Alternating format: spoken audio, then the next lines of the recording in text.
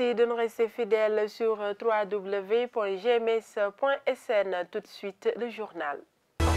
Des centaines de moutons sont encore restés invendus au Forail d'Alouar à Ziguinchor, quoi des prix fixés aux clients ou une surestimation des besoins en moutons pour la Tabaski peuvent justifier cette situation devenue un calvaire pour les vendeurs. Tentative de trouver la réponse dans ce journal. Barrer la route à la récurrence des conflits liés à la gestion foncière dans le département de Bignona a préoccupé la section locale du Forum civil. La structure a décidé de prendre le taureau par les cornes en réunissant les acteurs clés autour d'une séance de travail. Rencontrer le chef de l'État pour lui dire toute la vérité sur les tenants et aboutissants de leur refus quant à l'exploitation du zircon de Niafran. C'est la nouvelle exigence du comité de refus de Kaboyo. Vous entendrez les détails de leur conclave dans cette édition. L'actualité internationale et la page des sports mettront fin à ce journal. Tout de suite, le développement. Bienvenue à tous, je vous le disais dans les titres, après les consommateurs, c'est au tour des vendeurs de moutons du Forail d'Alouar de vivre un cauchemar. Des centaines de moutons restés invendus constituent un calvaire chez les propriétaires confrontés à l'exigence de nourriture, de sécurité, de la taxe municipale et surtout l'obligation de débourser encore beaucoup d'argent pour l'acheminement du bétail restant au bercail. Reportage. Nous sommes au Forail d'Alouar au lendemain de la Tabaski. Ici, les moutons sont encore sur les lieux. On dirait que nous sommes à la veille de la Tabaski. Une situation très difficile pour les vendeurs qui sont obligés de casser les prix pour pouvoir écouler leurs produits. Njaay mi doxul noonu parce que gars yi prix li ñu jëndee ci kaw boobu la ñu fay fii jënd fay 80 000 nga ñëw fii ñu fay la 60 000 50 000 xar bu ñu jënd 50 000 30 000 lañ ko jaay fii. Cette année, la vente n'a pas marché et puis les clients ne veulent pas payer le prix normal. Les moutons qu'on avait achetés à 50 000 francs, on les vend actuellement à 30 000. C'est vraiment une perte pour nous, sans compter le transport qui coûte trop cher. Dañuy wanteer amuñ fu ñu ko yóbbu pertement bu ñu am fii yàlla rek moo xam ñun mënuñu ko expliquer sax. Kar yi moom man li ma doon gis gars yi lu mu jënd ak lu mu jënd ren dañoo wuute. Parce que comme na lu doon ñëw fii ren ci Casamance ëpp na li waaye ren gars yi moo jindul. Cette année, on dirait que les Ziguinchorois ne sont pas sortis pour se ravitailler en moutons.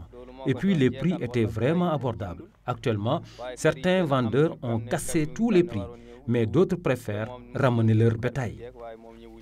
Tey gars yi mu ngi jaay bi nga xam ne mu ngi ko doon defal 40 000 léegi mu ngi ko jaay lu mu bëri 30 000 léegi amatul sax yi nga xam ne am na yu bari ci ñoom sax nanguñu léegi jaay seen kar parce que dañoo leen delloo mu kar bo déwén mu indiwaat wala mu yafal ko ba mu suur mu jaay ko ci yeneen moo gën a nga perte ñaari yoon. Les quelques rares clients trouvés sur place viennent s'approvisionner pour préparer l'année prochaine.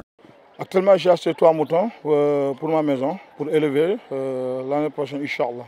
Le prix, vraiment, j'ai acheté à 30 000 francs et l'autre, je discute à 40 il m'a dit à 40 000. Je suis arrivé à 35 000, il a refusé. Je suis venu chercher des moutons, comme tout le monde, pour pouvoir les maintenir chez moi. Oui, j'ai trouvé 2 ici, abordables, c'est bon aussi, c'est pas cher, sincèrement. Il y a une différence de prix par rapport... Aujourd'hui, c'est le jeudi. Par rapport le lundi et le mardi et le dimanche, c'est pas les mêmes. C'est pas les mêmes. Parce que sinon, ils vont retourner, les moutons là, ils vont retourner. Oui, sincèrement. Sinon, les moutons là, ils vont retourner. Et puis, si ça retourne, c'est pas bon aussi. Il faut que les moutons là, ça finisse ici. Et puis, tu dois faire les transports ici. Ça coûte très cher aussi. Il y a tout ça pour ça aussi. Cette situation a fini de décourager les vendeurs qui doutent de la reprise de la destination Ziguinchor l'année prochaine, ce qui réconforte les prévisions des acheteurs d'après fait trouvés sur place. Les mêmes vendeurs demandent l'aide aux autorités pour le retour de leur bétail au bercail. Direction Bignona soupçonnant de l'escroquerie et de la corruption dans le dossier du projet d'exploitation du zircon de Niafran. Les populations de Kabodjo, regroupées au sein du comité de lutte contre la mise en œuvre de ce projet, exigent une audience directe avec le président Macky Sall. Ils entendent ainsi permettre au chef de l'État de mieux comprendre ce qui se passe sur le terrain afin de prendre la bonne décision. Reportage signé Lamine Pedjan. Projet. Non projet. Et depuis 15 ans, ils gardent la même position et se battent pour que le projet d'exploitation du zircon n'aboutisse pas, et ce, malgré la visite de site à laquelle ils ont été conviés récemment à Diogo où le zircon est exploité. Au contraire, ils ont noté des manipulations de l'opinion après ce déplacement. Tidiane Diagne, président du comité. Les autorités locales, administratives, régionales ont brandi des paroles comme quoi effectivement nous avons été tombés dans leur piège. Nous avons gagné des millions à ce niveau. Nous, on nous a accusés. C'est pour ça aujourd'hui nous avons voulu appeler la masse pour vraiment tirer l'épingle du jeu. Vous imaginez, lorsqu'on était à Diogo déjà, on nous disait que chacun avait 3 millions, ce qui est archi faux. L'autre aspect, c'est par rapport au Gamou de Kabadjo. Des gens de Kabadjo qui appellent quelque part pour dire que non, ils ont invité Sokhna Diène, la remplaçante de Ibrahima Diaw, qu'on l'a invité au Gamou et qu'elle a remis une enveloppe de 1 500 000 au président du comité de lutte contre l'exploitation du zircon. Donc vous voyez combien de fois les gens pensent que nous sommes corrompus et que nous luttons par sacerdoce et par conviction. Le comité de lutte craint des pratiques illégales dans ce dossier. Nous savons dans ce dossier pertinemment que des gens ont été corrompus pour vraiment accompagner le projet. Donc je parle des fameux facilitateurs qui sont là parmi nous, ou bien qui sont au niveau départemental, ou bien au niveau des régions, ou bien même au niveau national. Donc des sociétés, des services techniques, au lieu vraiment d'être à la solde des populations, nous voyons que à travers les rapports qu'ils ont fournis, c'est des rapports erronés, et ce sont ces rapports-là qui font croire à Macky Sall qu'aujourd'hui, Kabadjo a accepté, ou bien c'est une minorité sociale qui n'a pas accepté le projet. Pire, ne bénéficiant plus de projets et programmes venant de l'État, ils dénoncent une tentative de les assoiffer pour les faire accepter le projet. Aujourd'hui, le forage de Pidipima, il est détourné quelque part dans la commune, Kabadjo n'en a pas bénéficié. C'est pour cela que je disais que quand nous traite des Sénégalais à part entière et non, nous assoiffer pour dire que non, si vous n'acceptez pas l'exploitation, on ne le fera pas. Il y a le problème de l'électrification. Tout récemment, ils étaient à la gouvernance pour vraiment des séances d'extension de courant dans les villages, à Kabadjo, à Niafran, à Kunkouyan, etc. Mais malheureusement, on n'a pas bénéficié. Pourquoi? Parce que les gens, ils sont dans une dynamique vraiment de nous pousser jusqu'au mur pour vraiment faire accepter. Ça ne passera pas. Pour toutes ces raisons, ils ont décidé de ne plus parler avec des intermédiaires et veulent rencontrer directement le chef de l'État. Nous voulons aujourd'hui la médiation du président de la République. Nous n'avons pas besoin de parler avec les facilitateurs pour ne pas continuer à se faire diviser. Nous avons vraiment besoin aujourd'hui de rencontrer le président de la République, Macky Sall, pour le faire savoir depuis 2004 tous les mensonges ou bien des manipulations, ceux qui travaillaient pour la solde de la société, les dénoncer et ensuite avoir une issue heureuse à ce projet. Reste maintenant à savoir si la demande d'audience qu'il compte adresser aux locataires du palais de la République aura la suite escomptée. Non projet. Restons toujours à Bignona. Dans ce département, les acteurs locaux ont reçu un renforcement de capacité en matière de bonne gouvernance foncière. Ce projet que déroule le Forum civil dans 11 régions du pays dans le cadre de la phase 2 du programme de bonne gouvernance foncière financé par la coopération autrichienne Wiltov vise à outiller la cible pour une bonne utilisation des ressources foncières. Daouda Diop du Forum civil et puis coordonnateur du programme de la bonne gouvernance foncière s'en est ouvert à comment faire pour régler de façon consensuelle les problématiques liées au foncier, mais également essayer de travailler ensemble dans la prévention des problèmes qui pourraient naître dans la gestion du foncier. C'est ça un peu l'objectif de l'atelier. Mais de façon générale, dans le cadre du programme, l'objectif c'est de faire en sorte qu'on puisse, au niveau des collectivités locales où le programme intervient, qu'on puisse travailler dans le cadre de ces organes que nous mettrons en place pour régler de façon amiable ou consensuelle, mais également faire la prévention des litiges qui pourraient naître dans la gestion du foncier. Restons toujours dans ce même registre. Le département de Bignona, à l'image des autres localités, connaît de nombreux litiges fonciers, mais la mise en place de cadres de concertation dans le cadre du programme de bonne gouvernance foncière aidera à minimiser les conflits. Écoutons à ce propos le coordonnateur du Forum civil de Bignona, Abdoulaye Diallo, au micro de Lamine Badiane. Les problèmes sur le plan foncier dans le département de Bignona sont multiples, parce que depuis une certaine, disons plus de 5 ans, la section locale du Forum civil travaille vraiment à essayer de gérer les problèmes liés au foncier de façon dans l'amiable, pour essayer d'éviter que les problèmes là atterrissent au niveau du tribunal, parce que souvent ça crée des désastres.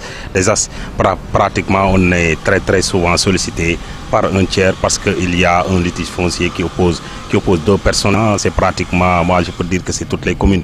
Vous avez entendu récemment les problèmes qu'il y a dans la commune de Kafountine, qui n'est pas la seule zone où il y a ce genre de problème. Mais même ici dans la commune de Bignona, des voix s'élèvent pour parler. La mise en place de cadres de concertation va permettre dans l'avenir qu'au niveau départemental, que les questions liées à la gestion foncière n'arrivent pas au niveau du tribunal. Parce que le département est tellement secoué par des questions liées à ça que dernièrement, le substitut du procureur était là avec l'équipe de la maison de justice dans le cadre d'une formation, notamment sur la problématique de la gouvernance foncière dans la région naturelle de la Casamance. Ça montre à quel niveau les autorités étatiques sont intéressées par des questions liées, par des problèmes liés à la gestion foncière. Et ça renseigne de l'importance de la mise en place de cet outil qui va s'appeler un cadre de concertation, qui va permettre de fédérer les acteurs autour d'un cadre afin de leur permettre de faire et de la prévention, mais aussi de gérer les conflits nés de litiges fonciers. Vous savez, les questions foncières, on ne peut pas les régler en mettant de côté les collectivités locales. Les collectivités locales seront partie prenante de ce cadre. Retour à Ziguinchor, les pensionnaires du village de reclassement social de Djibélor ont assez de vivre dans la promiscuité à cause de l'étroitesse de leur maison. Ces citoyens, victimes de leur isolement à cause de la lèpre, luttent quotidiennement contre la stigmatisation et lancent un cri de cœur pour le respect de leur droit à vivre dans un environnement sain et décent. La réception par ces anciens malades d'un don en produits alimentaires du conseil départemental de Ziguinchor est la tribune choisie pour partager leurs souffrances. Moussa Faye, représentant du chef de ce village que nous écoutons au micro de Cheikh Tidiane Cissé. 11 villages de reclassement. Il y a eu 11 villages de reclassement au Sénégal. En Casamance, on en avait 4. Mais suite au conflit armé, les villages de Djifangor et Babadinka ont vu leurs pensionnaires se réfugier ici à Djibélor et à Tebi, beaucoup plus sécurisés. Mais Ngourgi, des fois, nous faisons côté réfugiés qui Djibélor et Tebi. Mais pourquoi donc les programmes de gestion des réfugiés et déplacés ignorent ces deux villages? Djibélor, Amna Tebi. Mais c'est-à-dire que Ngourgi doit Fatleko. Mota ñu ñaan nguur gi lolu aussi dal nañu il faut nguur gi bàyyi ci xelam. Ce cri de cœur n'est pas tombé dans les oreilles d'un sourd. Le chef de service départemental de l'action sociale, sensible à ces difficultés vécues par les pensionnaires de ce village de reclassement, d'interpeller les ONG locales pour améliorer les conditions de vie de ces populations vulnérables. Thiam Seydou Nourou est au micro de Cheikh Tidiane Cissé. Bon, vous savez, Djibélor, quand même, c'est un village de reclassement qui, depuis sa naissance, s'agrandit. Donc, il y a des générations qui sont là, des jeunes qui sont là et qui demandent, comme vous le savez, de l'espace. Donc, il y a l'étroitesse des maisons, de maisons conventionnelles, parce que c'est des petites maisons, alors que la famille s'agrandit. Donc, il y a un problème de l'espace. Et par rapport à ça aussi, il y a un problème de l'eau. Heureusement, tout récemment, le partenaire Capsis et les Turcs ont réfectionné le château d'eau, de même que les panneaux solaires, en plus du jardin maraîchage. En tout cas, nous, depuis que nous sommes là, nous sommes en train de se battre pour que les partenaires, l'État, puissent encore faire beaucoup de choses pour les populations de Djibolor. L'actualité internationale de ce jeudi 23 août 2018 nous mène en France, aux États-Unis et en Syrie. Un djihadiste présumé qui se trouvait en détention provisoire avant son procès prévu en novembre a été libéré de prison en avril après une erreur d'un juge d'instruction, a indiqué mercredi 23 août à l'AFP le ministère de la Justice, confirmant une information du Canard enchaîné. Walid B doit être jugé à Paris aux côtés de Reda Bekhaled et de ses frères, soupçonnés d'être impliqués dans un projet d'attentat en 2014 dans la métropole lyonnaise et dans une filière d'acheminement de combattants en Syrie. Les États-Unis et la Chine ont ouvert jeudi un nouveau chapitre de leur guerre commerciale avec la mise en place par les deux parties de droits de douane à 25% sur 16 milliards de dollars de marchandises. Cette nouvelle tranche de droits de douane portera à un total de 50 milliards de dollars, les marchandises chinoises étant taxées à 25% en entrant sur le territoire américain. Cette escalade pourrait être suivie par une nouvelle vague en septembre sur 200 milliards d'importations de produits chinois. Abou Bakr al-Baghdadi, on n'avait pas entendu son nom depuis un bon moment, mais comme chaque fois, alors qu'il est régulièrement donné pour mort, le calife du groupe État islamique renaît de ses cendres, en l'occurrence des cendres de son mouvement presque anéanti en Irak et en Syrie. Un long message sonore de propagande dans lequel il appelle bien évidemment ses partisans dans le monde entier à poursuivre inlassablement la guerre sainte lui est attribuée. Il a été diffusé hier 22 août sur la messagerie Telegram, soit presque un an après le dernier enregistrement dans lequel sa voix avait été identifiée, et c'était le 28 septembre 2017. Abou Bakr al-Baghdadi exhorte pendant près d'une heure les activistes de Daesh à frapper pour terroriser sur leur terre, préconisant de mener des attaques à l'explosif à l'arme blanche, ce qui oublie leur religion, la patience, le djihad contre leurs ennemis et leur certitude dans la promesse du Créateur s'effondre et tombe, affirme-t-il. Ceux qui s'y tiennent sont fiers et victorieux même après un certain temps. À présent, nous accueillons Mafou Kouyaté pour la page des sports. Merci et bienvenue dans cette page sport. Le CASA aussi se prépare à accueillir l'édition 2018 du tournoi de football pour la paix et le développement de Santhiaba Wolof. La finale se jouera ce jeudi 23 août à Santhiaba Wolof à partir de 16h. Au programme, l'ASC Digolobo de Samatit fera face à FC Santhiaba.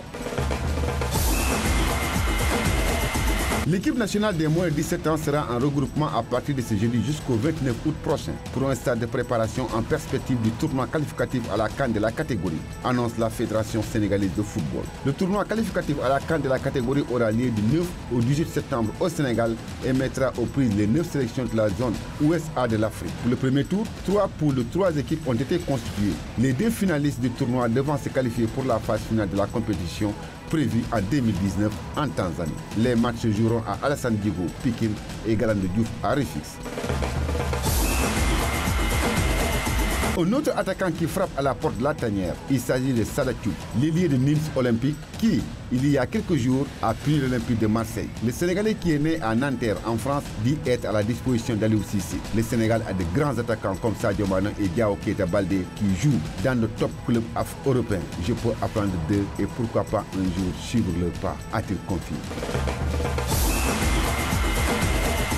Fortement pressenti pour prendre la situation de Gustavo Poyet sur le banc des Girondins de Bordeaux, Thierry Henry est l'un des grands noms du football français. L'été est décidément agité du côté des Girondins de Bordeaux. Après l'annonce de la vente officielle du club à un fonds d'investissement américain, du changement s'annonce au poste d'entraîneur avec l'arrivée probable de Thierry Henry. L'ex-international aurait donné son accord de principe. Beaucoup de détails restent encore à régler. si proche de l'Olympique de Marseille qu'il a été vu cet été à son centre d'entraînement. Mario Balotelli a finalement décidé de rester à Nice pour la saison 2018-2019. L'Italien, en plus de l'offre olympienne, a aussi dû réfléchir à une très grosse offre financière venue de Chine détaille Jean-Pierre River, le président, sur le site officiel du club. Et selon des dires, l'attaquant n'a pas hésité un instant au moment de prendre sa décision. Peu de personnes auraient refusé, lui a décliné aussitôt en disant que sa seule priorité était de jouer au foot dans un championnat de très haut niveau et idéalement de disputer de nouveau une Coupe d'Europe. Pour ce dernier souhait, il lui faudra patienter encore un peu. Contrairement à Marseille, Nice ne sera pas européen cette saison.